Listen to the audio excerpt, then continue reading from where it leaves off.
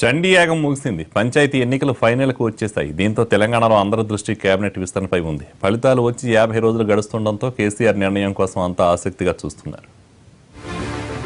December 11న Telangana ఎన్నికల ఫలితాలు వచ్చాయి. 13న రెండోసారి సీఎంగా కేసీఆర్, హోంమంత్రిగా మహమ్మద్ అలీ ప్రమాణ స్వీకారం చేశారు.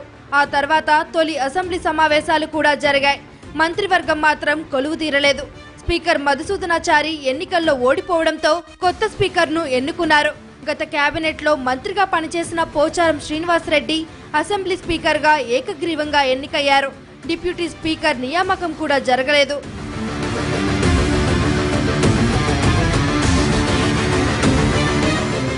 గత అసెంబ్లీలో డిప్యూటీ స్పీకర్ గా పద్మా దేవేందర్ రెడ్డి పనిచేశారు. ఈసారి కూడా పద్మా దేవేందర్ రెడ్డి ఎమ్మెల్యేగా గెలిచారు.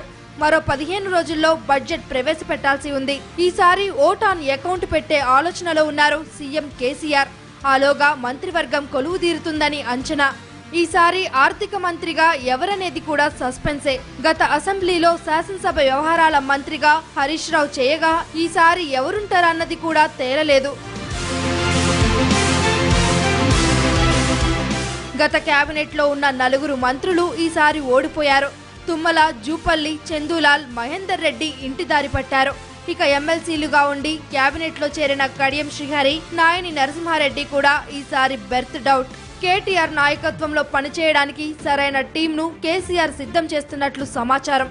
రెవెన్యూ, మైనారిటీ వెల్ఫేర్ శాఖను చూసిన మహమ్మద్ అలీ తాజా కేబినెట్ లో హోంమంత్రిగా బాధ్యతలు తీసుకున్నారు. ఒకే స్వభావం ఉన్న శాఖలన్నింటినీ ఒకే మంత్రి కిందకు తీసుకొచ్చే ప్రక్రియ ఇప్పటికే దాదాపుగా పూర్తయింది.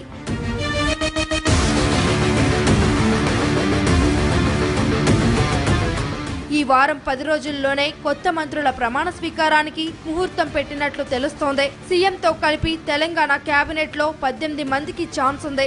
పార్లమెంట్ ఎన్నికలు దగ్గర పడుతున్న సమయంలో పూర్తి కేబినెట్ కాకుండా కొందరిని నియమించే అవకాశాలు ఎక్కువగా కనిపిస్తున్నాయి.